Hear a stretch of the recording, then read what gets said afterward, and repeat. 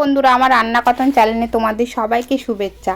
আজ আমি আপনাদের সাথে শেয়ার করব ছানার পুরভরা মাছের পিঠে রেসিপি। বানানোর জন্য বাটিতে 2 কাপ ময়দা নিলাম, পরিমাণ মতো নুন, কালো জিরে, সাদা তেল, তেলের বদলে ঘিও দিতে পারবেন। এইবার অল্প অল্প গরম জল দিয়ে ডোটা তৈরি করে রেখে আমার ডোটা তৈরি হয়ে গেছে।